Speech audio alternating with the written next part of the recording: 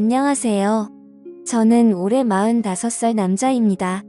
회사에서 일을 하고 있는데 모르는 번호로 전화가 왔습니다. 전화를 받자 처음 듣는 목소리의 남자가 저보고 아내 이름을 들먹이며 얘기했습니다. 나 미진이 사랑하는 사람입니다. 미진이와 만나기 시작한 지 3년째고 우리는 서로 사랑하고 있습니다. 그런데 미진이가 마음이 약해서 차마 가정을 버리지 못하네요. 이 정도 만나면 남편 되는 사람이 알아서 눈치채고 물러날 줄 알았는데 어쩜 이리 모르고 사는 겁니까? 눈치가 없는 겁니까? 자기 아내한테 관심이 없는 겁니까? 어떻게 자기 아내가 매주 다른 남자를 만나고 오는데 3년이 돼도 모르고 있어요. 저는 일하다 말고 이게 뭔가 싶었습니다. 아내한테 애인이 있다니요. 그것도 3년이나 만난 애인이 있다니 아무리 생각해도 너무 말도 안 되는 소리다 했지요. 진짜 애인이라고 쳐도 상간남이 전화가 와서 내가 네 아내 애인이라고 얘기하는 게 이게 상식적으로 말이 안 되는 소리 같아. 순간 이거 신종 사기 전화구나 했습니다. 개인정보 빼가서 내 전화기에 있는 가족들 전화번호로 내 가족인 척 친척인 척하는 사기 전화가 많다고 하더니 이것도 그 비슷한 종류의 스팸이라고 생각했던 거지요. 그래서 저는 야, 너 뭐야? 너 보이스피싱이지? 했더니 그 남자가 아주 신경 거슬리게 웃더니 전화를 끊어버렸습니다. 저는 기분이 아주 찝찝하고 더러웠지만 그냥 그렇게 끊는 걸 보니 스팸이 맞나 보다 생각하고 털어버렸습니다. 그리고 그날 저녁 아내한테 가서 당신 애인 있어? 당신 애인이 전화 왔던데. 나 미진이 애인이라고 했더니 아내가 그게 무슨 말이야 무슨 말도 안 되는 소리야 했습니다. 그래서 제가 당신이 그렇게 얘기할 줄 알았어. 나도 똑같이 얘기했어. 무슨 말도 안 되는 소리냐고 내가 보이스피싱이지 하니까 웃으면서 전화를 끊어버리대. 요즘 스팸 무서워. 내 개인정보는 대체 어디서 빼가서 사기를 치는 거야. 정신 바짝 차리고 살아야 돼 했더니 그러니까 모르는 전화 받지 마. 요즘은 전화만 잘 못 받아도 개인정보 다 빼간다잖아. 암튼 빨리 끊어 다행이지 뭐야 하더군요. 그래서 저는 참별일 다 했다. 앞으로는 모르는 번호 아예 안 받아야겠다 했지요. 그리고는 그 전화는 잊었습니다. 제 입장에서 봤을 때 정말 말도 안 되는 소리였으니까요. 그 전화를 받고 일주일 뒤 모르는 번호로 또 전화가 걸려왔습니다. 가만 보니 일주일 전에 걸려왔던 그 번호 같더군요. 그래서 저는 보이스피싱이라 생각하고 전화 끊어버렸고 며칠 후 또 전화가 걸려오기에 아 이거 진짜 끈질긴 놈이네 하고 또 전화를 끊어버렸지요. 저는 혹시나 실수로 이 전화를 받게 될까봐 보이스피싱이라고 번호도 입력해 놓았습니다. 그런데 그 보이스피싱이 장난이 아닌 겁니다. 똑같은 번호 비슷한 시간대에 하루에 한 통씩 전화가 걸려오는 겁니다. 요즘 보이스피싱은 원래 이런 식으로 하는 건가 원래 이렇게 끈질긴가 싶었지요. 그런데 아무리 생각해도 보이스피싱 치고는 한 사람한테 너무 공을 들인다는 생각이 들었습니다. 그것도 이미 보이스피싱인 것을 눈치챈 사람한테 이렇게까지 하는 건 좀 이상하다 싶었지요. 끝도 없이 전화가 오는 것도 이상하고 비슷한 시간대에 전화가 오는 것도 이상하고 진짜 뭔가 있나라는 생각이 들더군요. 그 사람 전화가 보이스피싱이 아니라면 아내한테 진짜 애인이 있다면 그 사람이 진짜 아내 애인이라면 믿을 수도 없고 믿고 싶지도 않았지만 불가능한 일은 아닌 것 같았습니다. 그 후로 저는 아내를 유심히 살펴봤습니다. 그런데 아내는 평소와 같았습니다. 아침이 되면 다 같이 아침을 먹고 아이는 학교로 저와 아내는 일터로 나갔습니다. 아내는 아이를 낳고 나서 경력 단절로 일자리를 구하기 힘들어 옷가게에서 일을 했는데 아이도 챙기고 저녁도 해야 한다며 낮에 몇 시간만 일을 한다고 하더라고요. 그래서 돈은 별로 많지 않지만 돈을 많이 버는 것보다 가족들 챙기는 게 더 중요한 것 같다며 아이가 어린이집에 다니기 시작할 때부터 5년째 그 일을 하고 있습니다. 아내의 하루는 늘 일정했고 제가 퇴근하기 전에는 꼭 집으로 들어와 저녁을 준비했고 저녁 먹고 나면 아이 공부를 봐주고 설거지를 하고 아이가 잠들고 나면 저와 함께 시간을 보냈습니다. 평일에는 오늘 하루 종일 서 있어서 피곤하다며 그냥 잠들 때가 많지만 주말에는 꼭 저와 달콤한 시간을 가졌습니다. 아내는 바람이 날 이유도 없었고 전혀 바람 피우는 사람 같지도 않았습니다. 아내가 다른 남자와 바람이 났다고 하기에는 우리 집은 너무나 평온했습니다. 그런데 계속 걸려오는 전화에 기분이 찝찝한 건 어쩔 수 없었습니다. 그러다 며칠 잠잠한가 했는데 보이스피싱이라고 입력된 번호로 전화가 또 걸려왔습니다. 저는 전화를 받을까 말까 하다가 이게 뭔지 진짜 보이스피싱이 맞는지 확인은 한번 해봐야겠다 싶었습니다. 그래서 전화를 받았지요. 처음에 받았을 때는 별 생각 없이 받아서 몰랐는데 다시 받아보니 이 사람이 한 전화는 공중전화 같았습니다. 내가 전화를 받으니 통화하기 진짜 힘든 사람이구만. 이제야 전화 받아요? 지금까지 정말 내가 헛소리했다고 생각한 모양이네. 그런데 오늘은 전화 왜 받았어요? 가만 보니 아내가 바람피는 것 같죠? 하더군요. 당신 뭐야, 뭐하는 사람이야? 했더니 나 당신 아내 애인. 당신보다 더 당신 아내를 사랑하는 사람입니다. 하더군요. 이거 미친 사람 아니야. 야, 너 뭐야? 너 왜 자꾸 이따위 전화하고 그래? 이유가 뭐야?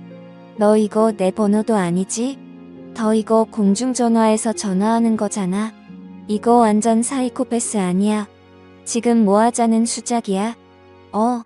저도 모르게 소리를 쳤습니다. 왜 나한테 화를 내요? 화를 내려면 당신 아내한테 화를 내야지. 나는 당신 아내가 다른 남자와 바람이 났다는 거 얘기해주는데 고마워해야 하는 거 아닌가? 그렇게 속고 살면 완전 호구지. 정말 모르는 거예요?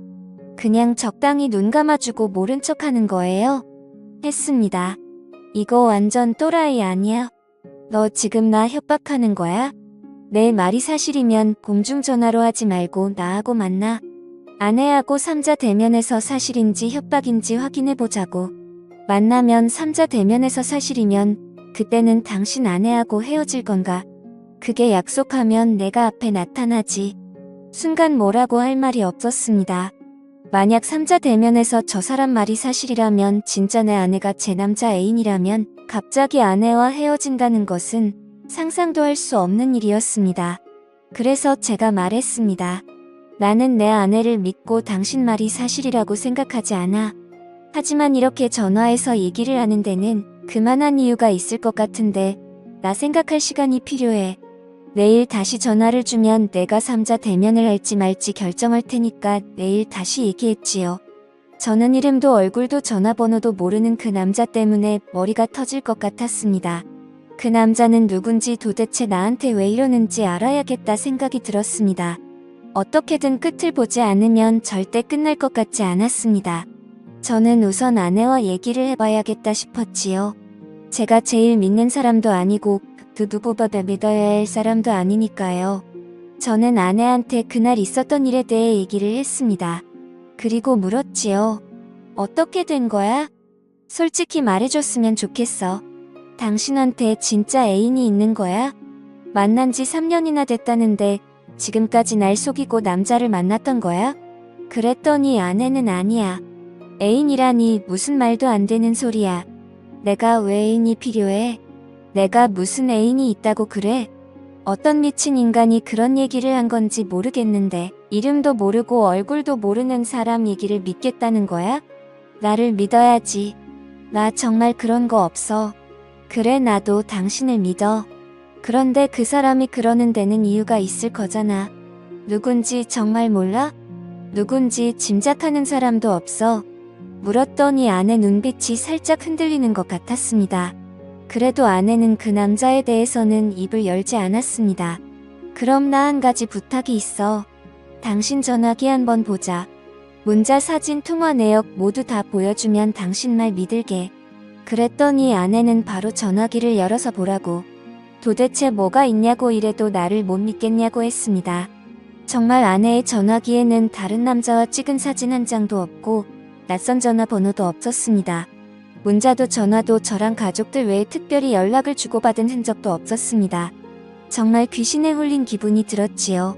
아내는 절대 애인 같은 건 없다는데 그 남자는 끝까지 자기가 아내 애인이라고 하니 기가 막힐 노릇이었습니다. 솔직히 이제는 누구 말이 진짜인지 누가 나를 속이고 있는 건지 판단할 수도 없었습니다. 당연히 아내를 믿어야지 싶다가도 도대체 밖에서 무슨 짓을 하고 다니기에 이상한 사람한테서 전화가 오나 아내가 의심스럽기 시작했습니다. 저는 밤새도록 한숨도 잘 수가 없었습니다.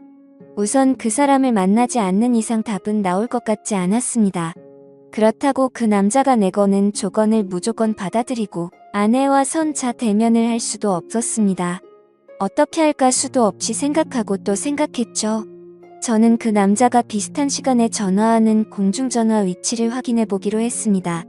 저는 114 홈페이지로 들어가서 그 남자의 공중전화 번호를 찍었습니다. 도로명 주소와 함께 지도에 정확한 위치가 표시되었습니다. 그곳은 우리 집에서 40분 정도 떨어진 곳이었습니다. 그 남자가 내일 다시 전화하기로 했으니 분명 내일 비슷한 시각에 그 남자는 저에게 전화를 할 것이고 저는 현장으로 가서 그 남자를 붙잡고 이판사판 어떻게든 결론을 내기로 했습니다. 늘 전화가 오는 시각은 12시에서 1시 사이 저는 회사로 출근했다가 조퇴를 하고 그 남자가 전화하는 공중전화로 갔습니다. 저는 근처 커피숍에 앉아서 그 남자가 전화하길 기다렸습니다. 정확히 남자는 12시 58분에 전화를 했습니다. 전화가 울리자 바로 전화를 받고 공중전화로 발걸음을 옮겼습니다.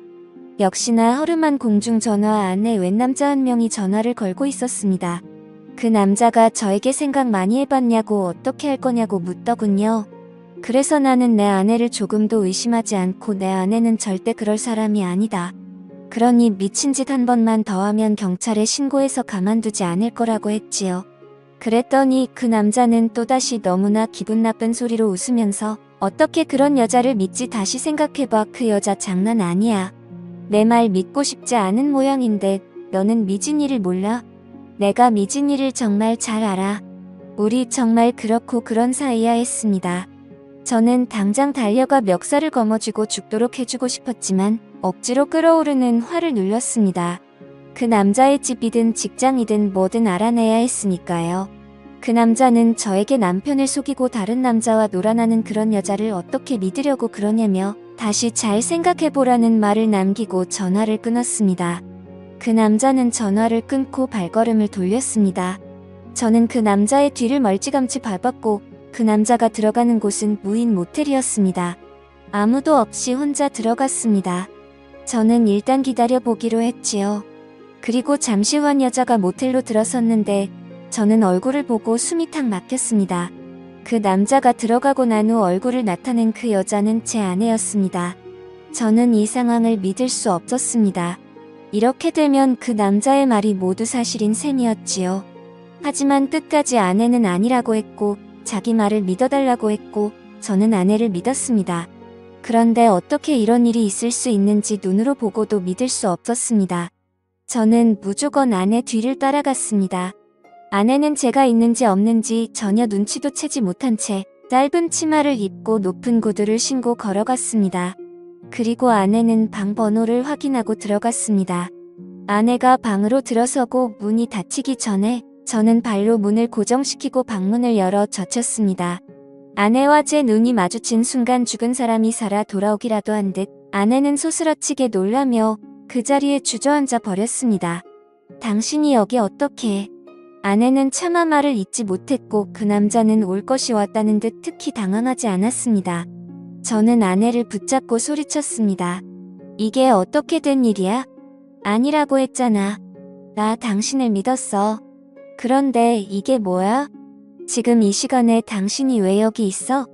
왜 여기 있냐고 나한테 전화한 저놈이랑 왜 여기 있어? 진짜 저놈 애인이라도 되는 거야? 저놈 말이 다 맞아? 그런 거야. 내가 미친 사람처럼 소리를 쳤다. 아내는 내가 묻는 말에는 대답하지 않고 저 인간이 전화했어.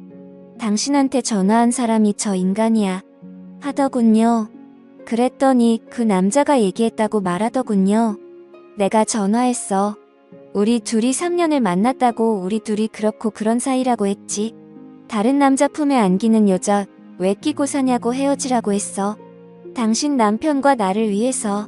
그 남자 얘기가 끝나자 아내는 그 남자에게 다가가 있는 힘을 다해 그 남자 뺨을 3대에 후려쳤더군요. 이 안에서 있었던 일 절대 발설하지 않는다. 이게 이 세계 룰 아니야. 그런데 너 왜 이래? 내 남편한테 왜 전화를 한 거야? 얘기해서 뭐하게 도대체 뭐 하자는 거야? 도대체 왜 그랬냐고 아내가 울고 불고 소리쳤습니다. 자꾸 만나다 보니 내가 좋아져서 너를 사랑하게 돼서 그래서 다른 남자하고 공유하고 싶지 않아서 왜 그러면 안 돼? 그러니까 내가 이중생활 그만하라고 했잖아. 그만하고 그냥 나랑 살자고.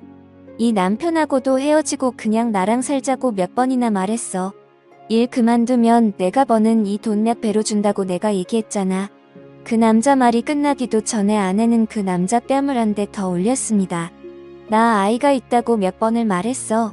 내가 비록 여기에 돈 벌러 나왔지만 가정은 깨고 싶지 않다고. 나는 내 남편도 사랑하고 내 아이도 사랑해. 그러니까 우리 사이는 여기까지라고. 돈을 받고 만나는 사이 그 이상도 아니라고 했잖아. 그런데 왜 이래? 왜 이렇게까지 하는 건데? 내가 절대 안 된다고 했잖아. 그럼 나는 언제까지 너를 다른 남자들하고 공유해야 하는데? 왜 내 마음을 몰라주는 거야? 나 정말로 더 사랑해. 진짜 사랑한다고 둘이 대화하는 꼴을 보고 있자니 피가 거꾸로 솟는 것 같았습니다. 저는 모텔 안에 있는 TV 쓰레기통 탁자 다 집어던져 버렸습니다. 아내는 그동안 돈을 받고 이딴 짓을 하고 있었던 겁니다. 저한테는 옷가게에서 일한다고 해놓고 아내는 이곳으로 출근을 했던 겁니다. 저 대단한 회사는 아니지만 중견기업에 다니고 있고 한 달에 400만 원 정도 월급 받고 있습니다. 보너스, 휴가비, 교통비는 별도로 받고요. 저 지금까지 일하면서 한 푼도 안 쓰고 아내한테 그 월급 다 가져다 주고 저는 필요한 만큼 아내한테 돈 받아서 썼습니다. 필요한 돈이라고 해봐야 가끔 쓰는 술값, 친구, 친척들, 경조사비 정도였지. 저는 별다른 취미도 없어서 돈을 많이 쓰는 스타일도 아니었습니다.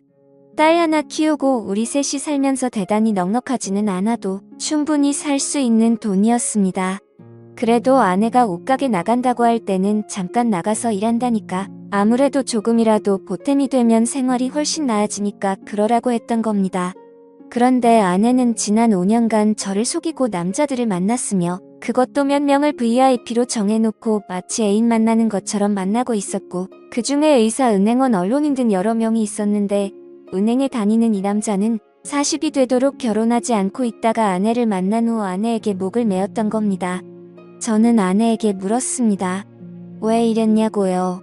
이렇게 돈 벌지 않아도 먹고 사는 듯 부족하지 않은데 왜 이렇게까지 돈을 번 거냐고요. 그랬더니 아내는 처음에는 전화 통화만 하는 일인 줄 알고 시작했다고 했습니다.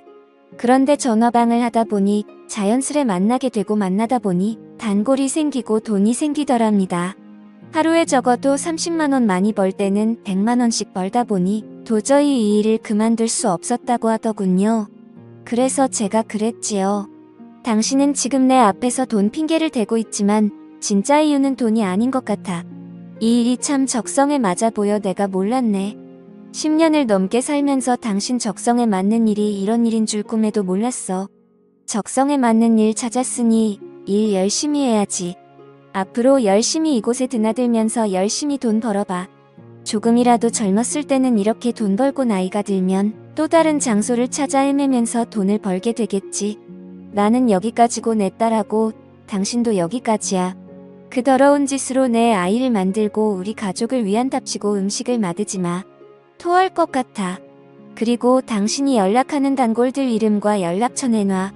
안 그러면 당신 죽을 때까지 내 딸 얼굴 못 볼 줄 알아.